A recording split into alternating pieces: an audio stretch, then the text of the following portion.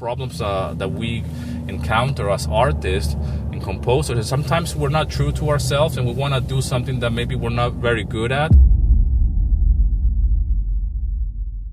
Just wanted to do a quick video while I'm driving around. I just dropped my daughter to her swimming lessons. And I want to talk to you a little bit about inspiration and how I stay inspired. I have mentioned in the past that a few techniques of how I can never wait for inspiration. That's one of my theories as well. I have mentioned in the past that I don't wait for inspiration to kick in. That's one technique. I actually get to work, sit down, open my computer, open my DAW, a blank canvas, if you will, and then I start working. Once I start working, inspiration slowly shows up, believe it or not. So the more you're working, or the more that you work, you will feel more inspired for sure. That's one technique. That's something that I do a lot, especially when you do it on a regular basis, meaning that you sit down and you find your own schedule depending on how your time, how much time you have available, And even when you're not feeling like it, if you develop a schedule or a routine, you can slowly see the benefits of it. And especially when you don't feel like doing it, that's when you actually should sit down and start composing something from scratch. And you can start working with anything. It can be a drum loop, maybe, just to get the juices flowing, or just a chord progression. Even if you don't know what that chord progression should be, just write a chord progression, something very, very simple, something very basic. That's one technique. Now, the second technique will be to actually do the opposite. And what do I mean by that? What I mean is that don't do any music. Just stop, Literally, consciously, just get away from your computer. Go out, go for a walk. Especially leave the room, or leave the house, leave the studio. Just go out. I mean, it's not enough sometimes to just watch a film or just read a book. I mean, this kind of things usually, yes, they do inspire me a lot, especially films. I really get inspired by films. And even if I'm reading something, a quote, it could be a quote of a book or something that I'm reading, and it really might trigger some feelings and some emotions. And that could really get me in touch with that inspiration. But I do it consciously, getting away from the studio and the music. And I said, I'm not going to do any music. I'm not even going to play my instrument, the guitar. I'm a guitar player. And I consciously do it like that, and just even shut down the studio completely.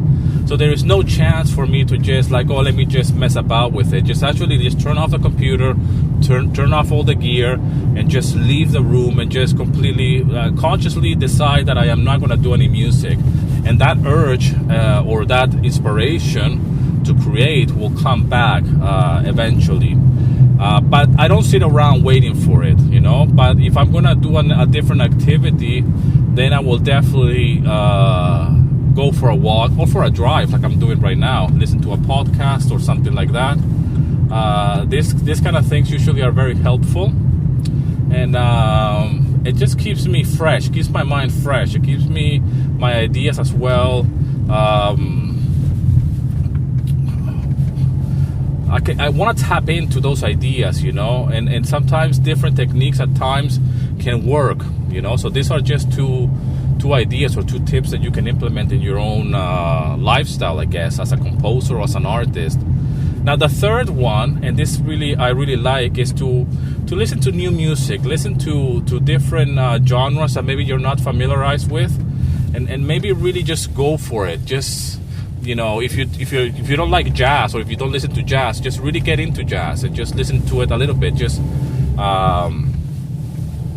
Just really go for it in the sense of be a little bit more open to different styles of music, because at the end of the day, it might trigger something as well for you. And if you don't like old-fashioned jazz, then you can listen to maybe some other type of jazz, maybe some I don't know. I mean, I'm a guitar player, so I will definitely go for something that is some kind of jazz guitarist, and just try to look for something that I can identify myself with, in the sense of, as a musician, as an artist, I can just explore it a little bit and really go for it, and really just listen to a few albums. And even if it sounds so weird to you, maybe you can get some inspiration and say, well, what can I learn from here? What can I do with this type of music, and how can that develop my own musical taste as an artist and as a musician?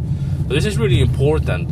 Another thing that I want to mention before I go is that I listened to a lot of I was cleaning up my CD collections and just getting rid of some CDs that I don't really listen to, and I'm just going to give them away to somebody. Who listens to CDs anyways? But there are some people that actually have CDs, and I still have a few, but I was just getting rid of them because I don't really listen to some of them. And I was going through some old CDs and some music that I haven't heard for some time, and I really got into this music, film music. This film composer, Gustavo Santaolalla, and he's done a lot of films or music for films. One of them is a film called Babel. Another one is the Motorcycle Diaries, and he has done a lot of music as well for video games. I think one of them is The Last of Us, if I'm correct. And this music it's almost like it's world music, really. You can classify it as that, and it has that South American kind of like vibe. And I grew up in Venezuela, so I can really identify with this music, and it's really folklore. It's really folk, acoustic kind of sound, and it's very stripped down music, but it's still cinematic. So for me, this works wonderful because I really identify with this music, and I really I think I can do this kind of styles of music and learn a lot and really nurture my musical ideas, because I do compose a lot of acoustic work myself. I do a lot of acoustic work, folk, acoustic, Americana. I do a lot of work like that, and it really is something that I'm good at, because I'm a guitar player. It's very easy to me to compose a musical track like that. And I really feel like if I go and nurture that even more and take it a step further and really study what other people are doing, especially when it comes down to music for films, I really get inspired by that. And I've been listening to his album. It's called Camino in Spanish, which means road. And it's just this... He's playing this South American kind of like guitar, ukulele kind of style kind of guitar. It's a very small guitar with a high pitch kind of strings, and it's amazing. It's a really, it's really cinematic, and for me, I fit in that category. I fit in that kind of like acoustic, cinematic guitar. Or folky kind of style, because I love cinematic music for sure, but I'm not an orchestral kind of musician. I don't compose big high trailer kind of music with strings and the whole orchestral. I'm more of a organic, almost like very intimate kind of cinematic music. And I say, like, well, I could actually do this. And that really, I've been listening to this album now for the last few days. And it really got me inspired to compose music like that. Listening as well to other musicians like Ray Cooder. And as well the work that he did with Buena Vista Social Club some years ago, actually. It's just really good. All that world kind of music is very cinematic, and it's I can identify with that, and I can really work with that, and try to be myself within that frame. I think a lot of problems that we encounter as artists and composers is sometimes we're not true to ourselves, and we want to do something that maybe we're not very good at, and it's better to just acknowledge who you are and have self-awareness, And yes, go in and learn a new instrument. Yes, go and listen to a new piece of music in a genre that you're not very familiarized with, but be the best that you can be with what you have. So, I'm a guitar player, so I have to really study and nurture that skill and that love that I have for guitar playing. And that's just who I am, and really embrace that and be as good as I can possibly be. That being said, if you're having writer's block, which I don't believe in writer's block, by the way, and I will probably talk about this in a future video, is that you can go and write a piece of music on an instrument that you're not really good at. In my case, I consider myself a very poorly or a very amateur piano player, and I wanted to really learn the piano. It's never too late, really. But I can compose a piece of music on piano, but I cannot express myself the same way that I can with the guitar. So if you're feeling that you're not inspired, or you're feeling a little bit blocked, you can definitely write in an instrument that you're not very familiarized with, and really learn it, and really study some chords and some melodies, and just go for it. You will be surprised. You will feel excited about creating music again. So anyways, guys, I hope this video finds you well. I hope you're doing great. I hope you had an amazing Christmas. As you can see, my wife got this fantastic little camera that I'm recording this video with, and I'm just giving it a test drive literally as we speak. And I just wanted to do something different today. And the year's gonna end soon, and I want to let you know that you still have chance to participate in my big giveaway. I'm giving away to a lucky winner on the 1st of January 2020 my premium course, the Ultimate Stock Music Masterclass. And you can still enter, link in the description, so you can participate in this giveaway.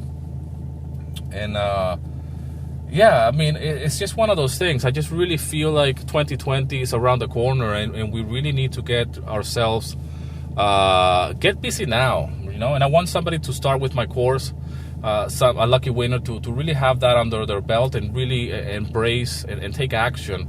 And if you know somebody that might benefit from this, you can enter as well and participate and give this as a gift. And yeah, really looking forward for 2020, to be quite honest. Really looking forward. And I already started doing so many things, and I really want to inspire you to really get going. Start now. Don't wait for 2020. I've been talking about this for some time now. So when 2020 comes along, you already have done something. And listen, I know that there's a lot of downtime right now, and we are chilling out. I've been spending a lot of time with the family as well. But I still want to do so many things, and I can't wait. I can't wait right now. There's no time to slow down. At least where I'm at.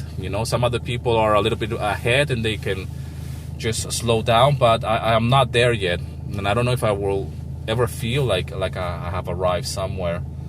We're always in the pursuit of something better, and always learning. I'm all about learning and personal development for sure. So that's that. I hope these videos find you well. Again, thanks a lot for all the love and support. Subscribe to my channel if you haven't subscribed yet. If you're somebody that is new to stock music or music licensing in general, you can download my guide as well. It's a free PDF downloadable guide. Again, link in the description as well. And as always, Happy New Year, and rock and roll. Here's to your success.